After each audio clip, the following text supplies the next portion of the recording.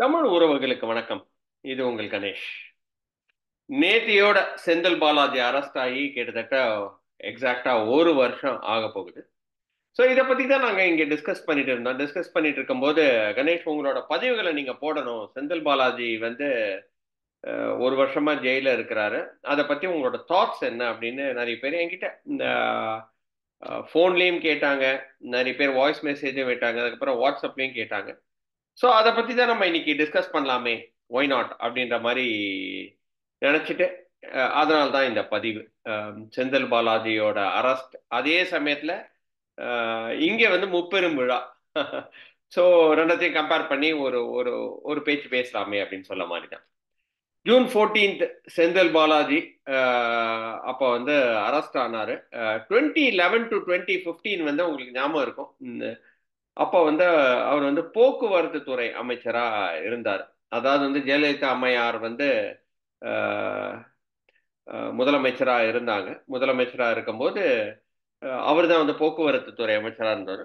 அப்போ அந்த சமயத்துல வந்து நிறைய கண்டக்டர்ஸ், நிறைய டிரைவர்ஸ், அந்த போக்குவரத்து துறை ஃபுல்லா இருக்கு இல்லையா, அது ஃபுல்லா வந்து நிறைய பேர் வந்து நியமனத்துல வந்து லஞ்சம் வாங்கினதா கிட்டத்தட்ட 1,62,00,000 அளவுக்கு வந்து லஞ்சம் வாங்கினதா அவர் மேல வந்து புகார் தெரிவிக்கப்பட்டது. அதாவது வந்து என்ன அப்படின்னா, லஞ்சம் சில பேருக்கு வந்து வேலை வாங்கி கொடுத்தாரு, சில பேர்னால வேலை வாங்கி கொடுக்க முடியல. அப்ப கொடுக்க முடியாதவங்க என்ன பண்ணாங்க, நம்ம வந்து 1,00,000 இல்ல 2,00,000 3,00,000 நம்ம வந்து கொடுத்தோம் அப்படின்னா, சரி ஒண்ணு காசு திருப்பி கொடுங்க அப்படின்னு கேட்போம். அப்படி இல்லை அப்படின்னா வேலையாவது வாங்கி கொடுங்கன்னு கேட்போம். ரெண்டத்தையும் பண்ணல அப்படின்னும் போது அவங்க என்ன பண்ணிட்டாங்க அப்படின்னா வந்து நேரா வந்து கோர்ட்டுக்கு போயிட்டாங்க. அதுல நீங்க பாத்தீங்க அப்படின்னா கணேஷ்குமார், தேவசகாயம், பிரபு, சகாராஜ், அன்னராஜ் இந்த மாதிரி எல்லாம் வந்து என்ன பண்ணிட்டாங்க அப்படின்னா நம்பிக்கை மோசடி கேஸ் கொடுத்துட்டாங்க. நம்பிக்கை கேசடி மோசடி கேஸ் கொடுக்கும்போது அது பெரிய இஷ்யூ ஆயிடுச்சு. ஏன்னா வந்து நம்பிக்கை மோசடின்றது வந்து ஒரு சாதாரண விஷயம் கிடையாது. அவர் அப்பவே என்ன பண்ணிருக்கணும், இது ஒரு பெரிய அமௌண்ட் கிடையாது ஆக்சுவலா. அவர் அப்பவுமே காம்ப்ரமைஸ் பண்ணியிருக்கணும். ஆனா வந்து என்ன அவரோட என்ன சொல்றது, ஒரு அடாவடி போக்குத்தனம் அப்படின்னு தான் நம்ம வந்து சொல்லணும். ஒரு ப்ராப்ளம்னா அதை வந்து ப்ராப்பரா சால்வ் பண்ணிடணும். அது சால்வ் பண்ண தெரியாம அவர் என்ன பண்ணிட்டாருன்னா அதை அப்படியே வந்து விட்டுட்டாரு. அதுக்கப்புறம் என்ன பண்ணிட்டாருன்னா கொலை மிரட்டலும், அதாவது வந்து யாரெல்லாம் வந்து அந்த நம்பிக்கை மோசடி கேஸ் கொடுத்தாங்களோ அவங்க மேல கொலை மிரட்டலும் விட்டுட்டாரு. அப்ப விட்டும் போது அவங்க எல்லாம் மக்கள் என்ன பண்ணிட்டாங்க அப்படின்னா ரொம்ப கோபம் அடைஞ்சிட்டாங்க. கோபம் அடைஞ்சு கோர்ட்டுக்கு போனாங்க. அப்ப கோர்ட் வந்து என்ன பண்ணிட்டு ஹைகோர்ட்டுக்கு போச்சு கேஸ். அந்த கோர்ட் வந்து கேஸ் ஆகி பெருசு பெருசா ஆகும்போது அவர் என்ன பண்ணிட்டாருன்னா, இப்ப ஐயோ இது கோர்ட் வந்து கேஸ் வந்து பெரிய விஷயம் ஆகுது, ஸோ அதனால வந்து நம்ம காம்ப்ரமைஸ் பண்ணிடலாம் அப்படின்ற மாதிரி காம்ப்ரமைஸ் பண்ணிட்டார். ஸோ காம்ப்ரமைஸ் பண்ணி எல்லாத்தையும் வந்து சரி ஓகே இதெல்லாம் சால்வ்டுப்பா அப்படின்ற மாதிரி வந்து விட்டுட்டாரு. அப்போ அது இந்த கேஸ் என்ன ஆயிடுச்சுன்னா ஹைகோர்ட்ல இருந்து சுப்ரீம் கோர்ட்டுக்கு போயிடுச்சு. ஸோ ஹைகோர்ட் என்ன பண்ணிட்டாங்க அப்படின்னா காம்ப்ரமைஸ் பண்ணிட்டாங்க, அவங்க எல்லாத்தையும் சால்வ் பண்ணிட்டாங்க. ஸோ அதனால வந்து விடுதலை அப்படின்ற மாதிரி ஒன்றும் ப்ராப்ளம் இல்லை அப்படின்ற மாதிரி சொல்லிட்டாங்க. சுப்ரீம் கோர்ட் போகும்போது சுப்ரீம் கோர்ட் என்ன சொல்லிடுச்சு அப்படின்னா, அப்போ வந்து ஒரு பண மோசடி அதை வந்து காம்ப்ரமைஸ் பண்றாங்க அப்படின்னாலே இதுல பணம் இன்வால்வ்டு. ஸோ ஒரு பதவியில இருக்கிறவங்க வந்து பணம் வந்து பரிவர்த்தனையில வந்து ப்ராப்ளம் இருக்கு, ஏதாவது ஒரு ஃபேவர் பண்ணணும்னு நினைச்சிருக்கிறாரு அப்படின்னா இது வந்து தவறு, ஒரு அமைச்சரா இருந்து அது மாதிரி பண்ணக்கூடாது அப்படின்ற மாதிரி அவங்க என்ன பண்றாங்கன்னா அந்த கேஸை திருப்பியும் வந்து அவங்க வந்து எடுக்கிறாங்க, வெளியே எடுக்கிறாங்க. ஸோ அந்த நேரத்துல தான் உங்களுக்கு எல்லாருக்கும் தெரியும் 2021ல திருப்பியும் வந்து அவர் வந்து முதல்ல ஜெயலலிதா பீரியட்ல வந்து போக்குவரத்து துறை அமைச்சராக இருந்தாரு. அதுக்கப்புறம் போக்குவரத்து துறை அமைச்சர்ல இருந்து வெளியே எடுத்துடுறாங்க. அதுக்கப்புறம் ஜெயலலிதா அம்மையார் திருப்பியும் வந்து வராங்க 2016ல. அதுக்கப்புறம் இறந்துடுறாங்க. அதுக்கப்புறம் அவர் டிடிவி தினகரனோட போய் சேர்றாரு. டிடிவி தினகரனோட போய் சேர்ந்த உடனே அங்கேயும் அவருக்கு வந்து உடன்பாடு வரல. உடன்பாடு வரலாம கடைசியில வந்து என்ன பண்றோம்னா திமுகல போய் சேர்ந்துறாரு. 2021ல திமுகவோட அமைச்சரும் ஆய்விடுகிறார். அதாவது வந்து எலக்ட்ரிசிட்டி அமைச்சர், அதுக்கப்புறம் வந்து டாஸ்மாக் அமைச்சராகவும் ஆறாரு. ஆகி அவருக்கும் அண்ணாமலைக்கும் நிறைய பிரச்சனைகள் வருது. அதாவது வந்து என்ன அப்படின்னா வந்து 2021 எலெக்ஷன்ல வந்து கரூர் கேங் அப்படின்னு ஒன்று ஃபார்ம் ஆகுது. கரூர் கேங் யாரு அப்படின்னு வந்து பார்த்தோம் அப்படின்னா அது வந்து செந்தில் பாலாஜியோட கேங்கு தான். அவங்க என்ன பண்றாங்க அப்படின்னா கோயம்புத்தூர் ஃபுல்லா கிட்டத்தட்ட கோயம்புத்தூர், அதே மாதிரி வந்து அண்ணாமலை நின்ன அரவங்குறிச்சிலையும் வந்து அண்ணாமலையை தோக்கடிக்கிறார். நீ ஏன்னா வந்து உன்னை நல்லா தெரிஞ்சுக்கணும், செந்தில் பாலாஜி அவர் எங்க கொடுத்தாலுமே ஜெயிப்பார். நீங்க அதிமுக நின்னாலும் ஜெயிப்பாரு, திமுக நின்னாலும் ஜெயிச்சிருப்பாரு, காங்கிரஸ் நிக்க வச்சாலும் ஜெயிப்பாரு. ஏன்னா அவருக்கு வந்து அரசியலோட அடிச்சுவடின்னு சொல்லுவோம் இல்லையா, அவங்களோட கோட்டை அது. கரூர் கோட்டையில அவரு எங்க நின்னாலுமே அவர் ஜெயிக்கிற அளவுக்கு மக்களை தெரிஞ்சு வச்சிருக்கிறாரு. அதோட மக்களோட மக்களா இருக்கிறாரு. மக்களோட பிரச்சனைகளை வந்து அவர் வந்து சால்வ் பண்றாரு. ஆனா இப்படி இருக்கிறவர் எப்படிங்க இந்த கேஸ்ல மாட்டி கொடுக்க முடியும் அப்படின்னா, என்ன ப்ராப்ளம் ஆகுது அப்படின்னா, அவர் என்ன சொல்றாரு அப்படின்னா, அவர் லஞ்சம் வாங்கும் போகுது, அப்பதான் ஃபர்ஸ்ட் டைம் உள்ள வராரு இல்லையா, அமைச்சராறாரு. ஸோ அதனால வந்து நிறைய பேர், அதாவது அவர் கூட இருக்கிற ஃப்ரெண்ட்ஸ் எல்லாம் நிறைய பேர் காசு வாங்கிட்டாங்க. ஆனா வந்து அதை வந்து அவங்களால அந்த பதவியா கொடுக்க முடியல அப்படின்ற மாதிரி எல்லாம் சொல்றாங்க. பட் இருந்தாலும் இப்போதைக்கு டு த சர்க்கம்ஸ்டான்சஸ் நம்ம வந்தோம் அப்படின்னா வந்து 2021ல அவர் வந்து அமைச்சர் ஆயிடுறாரு. அமைச்சராகி நல்ல பெரிய போஸ்ட்ல இருக்கிறாரு. அண்ணாமலையோட கோபத்துக்கு ஆளாறாரு. அண்ணாமலை என்ன பண்றாரு அப்படின்னா வந்து 2024 எலெக்ஷன்ஸ் வருது. இது வரும்போது இவர் பக்கத்துல இருந்தா இவர் வந்து, ஏன்னா வந்து இவருக்கு தான் வந்து எங்க நின்று கொடுத்தாலும் ஜெயிப்பாரு. தான் ஜெயிக்கிறது மட்டும் இல்ல, தன் சார்ந்து இருக்கிற எல்லாத்தையும் வந்து ஜெயிக்க வைப்பாரு. அதனால தானே அதாவது வந்து திமுக தலைமை வந்து தொன்று தொட்டு இருக்கிற அவங்களெல்லாம் அந்த ஓரம் கட்டிட்டு இவருக்கு தான் வந்து எலக்ட்ரிசிட்டியும் கொடுத்துச்சு, அதே மாதிரி டாஸ்மாக்கும் கொடுத்துச்சு. ஏன்னா வந்து இவரால் ஜெயிக்க முடியும்ன்றத வந்து திமுக தலைமை நல்லா புரிஞ்சு வச்சு. ஸோ அப்படி இருக்கும்போது அவர் மேல வந்து 2023ல இடி ரெய்டு வருது. அதாவது வந்து அவர் அப்போ பண்ண அந்த 2011 டு 2015ல அவர் பண்ண அந்த லஞ்சத்துக்குனால வந்து இந்த இடத்துல 2023ல ரெய்டு வராங்க. இடி ரெய்டு வருது. இடி ரெய்டு வந்து ஆகி அவரை வந்து கடைசியில் அரெஸ்ட் பண்ணிடுறாங்க. அரெஸ்ட் பண்ணி உடனே அவர் என்ன சொல்றாரு, அரெஸ்ட் பண்ணும்போது எனக்கு நெஞ்சு வலிக்குது அப்படின்றாரு. நெஞ்சு வலிச்சுன்னா பைபாஸ் சர்ஜரி நடக்குது.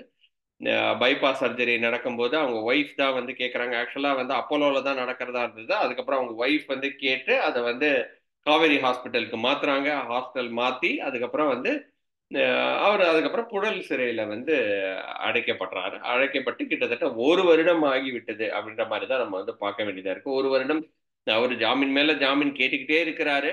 ஆனா வந்து அவருக்கு ஜாமீன் கொடுக்கவே இல்லை. அவர் என்ன சொல்றாரு அப்படின்னா, இது என்னோட கேஸ் கிடையாது, வாங்கினது வந்து என் தம்பி, எனக்கும் என் தம்பிக்கு சம்பந்தம் இல்லை, தம்பி அசோக் தான் வாங்கினாரு அப்படின்றாரு. பட் அவர் இங்கேயும் ஒரு முக்கியமான விஷயம் என்னன்னா, அவர் தம்பி அசோக் இது வந்து இன்னும் வந்து பிடிபடவில்லை. அதாவது வந்து ஈடிக்கும் பிடிபடல, போலீஸ்க்கும் பிடிபடல. அவர் எங்க இருக்கிறாரு, நாட்டுக்குள்ள இருக்கிறாரா, நாட்டுக்கு வெளியில இருக்காரா, நிறைய பேர் ஸ்ரீலங்கா போயிட்டாருன்றாங்க, துபாய்க்கு போயிட்டாருன்றாங்க, கேரளால இருக்காருன்றாங்க. ஆனா வந்து அவர் எங்க இருக்கிறாரு அப்படின்ற மாதிரியே நம்ம வந்து கண்டுபிடிக்க முடியல அப்படின்றதையும் வந்து நம்ம வந்து ஒத்துக்கிட்டு தான் ஆகணும். பட் இதெல்லாம் விட முக்கியமான ஒரு விஷயம் என்ன அப்படின்னா, அவருக்கு வந்து ஜாமீன் கிடைக்கல. ஆனா வந்து ஃபர்ஸ்ட் வந்து அவர் வந்து ஜெயிலில் இருக்கும்போது அவர் வந்து இலாக்கா இல்லாத அமைச்சரா இருந்தார். அதுவே வந்து மிகப்பெரிய ஒரு பிரச்சனைக்குள்ள ஆச்சு. எப்படி ஒருத்தர் வந்து ஜெயிலுக்குள்ள இருக்கிறாரா, நான் இலாக்கா இல்லாத அமைச்சரா எப்படி இருக்க முடியும் அப்படின்னு. ஏன்னா வந்து நம்மளோட டாக்ஸ் பேயர் மணி தானே அது. அது வந்து அவருக்கு சம்பளமா கொடுக்க போகுது. அதுக்கு மேல வந்து அவருக்கு வந்து நிறைய கரிசனைகள். ஏன்னா அமைச்சரா இருந்தீங்க அப்படின்னா நீங்க வந்து ஜெயில இருந்தாலுமே உங்களுக்கு கரிசனைகள் காட்டப்படும். அதனால வந்து நிறைய பேர் வந்து என்ன சொன்னாங்க, இல்ல அமைச்சரா இருக்கிறாரு, அதனால வந்து அவர் வந்து வெளியே வந்தா அவர் வந்து நிச்சயமா சாட்சியங்கள்லாம் கலைச்சிடுவாரு, அதனால பெயில் கொடுக்க முடியாது, பெயில் கொடுக்க முடியாதுன்னு வந்து கோர்ட்டு சொல்லிட்டே இருக்கிற நேரத்துல அவர் என்ன சொல்றாரு அப்படின்னா, இல்ல எனக்கு வந்து அமைச்சர் பதவியும் அவர் திறந்து விடுகிறார். திறந்து விட்டுட்டு இன்னைக்கு வந்து ஜாமீன் கேட்டாலும் ஜாமீன் வந்து கொடுக்க முடியாதுன்னு தான் இது இந்த நாள் வரைக்கும் அவருக்கு வந்து ஜாமீன் மறுக்கப்பட்டு இருக்கிறது. அப்புறம் ஜூலைல இன்னொரு ஹியரிங் இருக்கிறதா வந்து நம்ம வந்து பார்க்குறோம். பட் இதுல ரொம்ப முக்கியமான ஒரு விஷயம் என்ன அப்படின்னா, செந்தில் பாலாஜி ஜெயில்ல இருந்தாலும் தன்னோட இன்ஃப்ளூயன்ஸை இன்னும் அதாவது வந்து கட்டுக்கோப்பா தான் வச்சிருக்கிறாரு அப்படின்றதுல வந்து தான் வந்து ரொம்ப ஆச்சரியமா இருந்த ஒரு விஷயம். அதாவது வந்து 2024 எலெக்ஷன்ல கோயம்புத்தூர்ல அண்ணாமலையை ஜெயிக்க வைக்க கூடாது அப்படின்னு உழைச்சதுல அந்த கரூர் கேங்கு நம்ம சொல்றோம் இல்லையா, இந்த கரூர் கேங் தான் வந்து ஒரு முக்கியமான ஒரு ஒரு ரோல் வந்து பிளே பண்ணியிருக்கிறாங்க கம்ப்ளீட்டா. அவர் வந்து என்ன அப்படின்னா, தீஹார் ஜெயிலுக்கு போல, ஓகேங்களா, தீஹார் ஜெயிலுக்கு போல புழல் சிறையில், நம்ம புழல் சிறையில தான் இருந்தார், தமிழ்நாட்டில் இருக்கிற புழல் சிறையில இருந்ததுனால அவருக்கு எல்லா விதமான ஒரு சகல வசதிகளும் கொடுக்கப்பட்டது. அது கொடுக்கப்பட்ட அந்த ஒரு விஷயத்துல இருந்து அவரு ஜெயிலுக்குள்ள இருந்தே கிட்டத்தட்ட கோயம்புத்தூரையே கண்ட்ரோல் பண்ணி, கோயம்புத்தூர்ல வந்து யாருமே ஜெயிக்க முடியாத அளவுக்கு அப்ப எந்த அளவுக்கு வந்து அவருக்கு அரசியல் நாலேஜ் இருக்கு அப்படின்றத வந்து நீங்க பாருங்க. சில சமயத்துல அவரை வந்து இப்படியே விட்டாருன்னா அவர் ஸ்டாலினையே தூக்கி சாப்பிட்டு இல்ல உதயநிதியே தூக்கி சாப்பிட்டு திமுகக்குள்ள வளர்ந்துருவாரு அப்படின்ற அளவுக்கெல்லாம் வந்து பேசப்பட்டுச்சு இல்லையா? ஏக்நாத் ஷிண்டே, அதாவது மகாராஷ்டிராவில் இருக்கிற ஏக்நாத் ஷிண்டே வந்து நம்மளோட செந்தில் பாலாஜி அப்படின்ற மாதிரியும் நிறைய பேர் வந்து வந்து பேசினாங்க. பட் என்னைய மெஸ்மரைஸ் பண்ண ஒரு விஷயம் என்ன அப்படின்னா, நான் இது இத்தனைக்கும் வந்து எனக்கு கோயம்புத்தூர்ல நிறைய கான்டாக்ட்ஸ் இருக்காங்க. அப்போ கான்டாக்ட்ஸ் இருக்கும்போது அவங்ககிட்ட இருந்து கேட்டு தெரிஞ்சுக்கிட்ட ஒரு விஷயம் என்னன்னா, this is completely controlled by Senthil Balaji. யார் இருக்கணும், யார் இருக்கக்கூடாது, யார் நிக்கணும், யார் நிக்க கூடாது, எப்படி பிரச்சாரம் பண்ணணும், எவ்ரிடே அப்டேட்ஸ் வந்து அவருக்கு போய்கிட்டே இருந்துச்சு. இப்படிதான் பண்ணணும், இந்த இடத்துல இவ்வளவு காசு கொடுக்கணும், இந்த இடத்துல இவ்வளவு காசு கொடுக்க கூடாது அப்படின்னு சொல்லி ஒரு ஒரு கட்டமா. ஏன்னா நம்ம வந்து பார்த்தோம்னா திமுகவோட கோட்டை வந்து கொங்கு கிடையாது. கொங்குல எப்பயுமே அவங்க வந்து ஒரு ஒரு போன வாட்டியே நம்ம வந்து பார்த்தோம். ஏடிஎம்கே தான் நிறைய வாட்டி நிறைய சீட்ஸ் வின் பண்ணாங்க. எனக்கு தெரிஞ்சு டிஎம்கே அரௌண்ட் 16 சீட்ஸ், 16 சீட் தான், 61 சீட்ல 16 சீட் தான் வின் பண்ணாங்க அப்படின்னு நான் என்னோட, if my memory serves me correct, 16 seats தான் வின் பண்ண முடிஞ்சு. மீதி எல்லாமே அதாவது வந்து அதிமுக வந்து தென் தமிழகத்துல பயங்கரமா தோத்தாங்க, அதுக்கப்புறம் சென்னையிலயும் தோத்தாங்க. பட் இருந்தாலும் கொங்கு மாநிலத்துல கிட்டத்தட்ட 45 சீட்டு வாங்கினாங்க. நம்ம வந்து வேலுமணி வந்து அதை வந்து பண்ணி கொடுத்தாரு. பட் இருந்தாலும் கரூர் சைட்ல வந்து இவர் வந்து கம்ப்ளீட்டா இவர் எடுத்து அந்த கரூர் சைடு இந்த வந்து கம்ப்ளீட்டா அரவங்குறிச்சியோட சேர்த்து அவர் தோக்கடிச்சார். ஸோ எந்த அளவுக்கு ஒரு ஒரு பொலிட்டிக்கல் பிரில்லியன்ஸ் இருக்கும் அப்படின்றத பார்த்துக்கோங்க. ஸோ அதனால அவரை வந்து கடைசி வரைக்கும் திமுக வந்து அவரை பாதுகாத்துக்கிட்டே தான் இருக்கிறாங்க. ஸோ அவருக்கு ஒரு ஒரு சந்தோஷமா இருக்கிற மாதிரி இன்னைக்கு வந்து என்ன பண்ணியிருக்கிறாருன்னா, இன்ஃபேக்ட் வந்து கோயம்புத்தூர்ல தான் இந்த முப்பெரும் விழா, இப்ப நேற்றுக்கு நடந்து முடிஞ்ச முப்பெரும் விழா இருக்கு இல்லையா?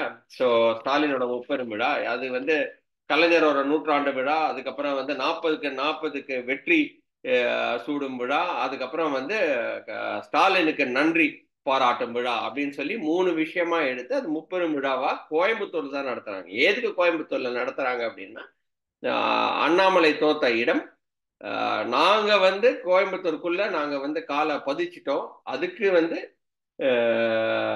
செந்தில் பாலாஜி பயங்கரமா ஹெல்ப் பண்ணியிருக்கிறாரு அப்படின்றதுதான் வந்து பேக்ரவுண்ட் நியூஸா இருந்தாலுமே அவரோட, அதாவது வந்து நீங்க கவலைப்படாதீங்க செந்தில் பாலாஜி, உங்களுக்காக நீங்க வந்து ஜெயிச்சதுக்கான ஒரு உறுதுணையா தான் நாங்க இங்க கோயம்புத்தூர்ல பண்றோம். ஏன்னா வந்து நாங்க வந்து காலை ஊண்டிட்டோம் அப்படின்னு வந்து செந்தில் பாலாஜிக்கு திமுக அவங்களோட சப்போர்ட்டா சொல்லாம சொல்லி இருக்கிறாங்க. அதே மாதிரி செந்தில் பாலாஜியும் அவரு எந்த அளவுக்கு ஒரு கேப்பபிளான ஒரு பர்சன் அப்படின்றதையும் வந்து அவர் வந்து நிரூபிச்சிருக்கிறார். இன்ஃபேக்ட் செந்தில் பாலாஜி வந்து பாஜக போனாலும் அங்கேயும் அவர் ஜெயிப்பார். அதுதான் வந்து பியூட்டியே. அவரை தோக்கடிக்கணும் அப்படின்னா உண்மையாவே அந்த கள நிலவரத்தை தெரிஞ்சவங்க ஒண்டிதான் அவரை தோக்கடிக்க முடியும். ஏன்னா இன்ஃபேக்ட் எந்த வட்டம், எந்த ஸ்ட்ரீட்டு இது வரைக்கும் அவருக்கு தெரியும். எப்படி வந்து பிரச்சாரம் செய்யணும் அப்படின்னு. ஏன்னா எங்கேயுமே அவர் வந்து தோக்கவே இல்லை அப்படின்றது தான் வந்து இது வந்து ஒரு உண்மையான ஒரு ஒரு செயலா இருக்கு. பட் நம்ம அதை வந்து நம்ம அப்ரிஷியேட் பண்ணி தான் ஆகணும். அது அவர் திமுகவா இருந்தாலும் சரி, அதிமுக இருந்தாலும் சரி, பாஜகவா இருந்தாலும் சரி, இப்படி ஒரு பொலிட்டிக்கல் அக்குமென் வந்து எல்லாருக்குமே வந்துடாது. ஸோ ஒரு வருடம் ஆகிவிட்டது. அவருக்கு வந்து ஜாமீன் கிடைக்குமா இல்லையான்றது வந்து காலம்தான் பதில் சொல்லணும், கோர்ட்டு தான் பதில் சொல்லணும். இந்த பதிவு உங்களுக்கு பிடிச்சிருந்தா ஒரு லைக், ஒரு ஷேர் பண்ணிவிடுங்க. நிச்சயமா வந்து இதுதான் என்னைய மோட்டிவேட் பண்றதுக்கு ஒரு, ஏன்னா வந்து நான் போயிட்டு இன்ஃபர்மேஷன் எல்லாம் கலெக்ட் பண்ணி உங்களுக்கு ப்ரெசென்ட் பண்ணும்போது அந்த நீங்க ஒரு ஒரு லைக் இல்லட்டா ஒரு ஷேர் தட்டி விட்டீங்க அப்படின்னா அது வந்து எனக்கு ஒரு மோட்டிவேஷனா இருக்குன்றதை சொல்லி திருப்பியும் விடைபெறுகிறேன். நன்றி, வணக்கம்.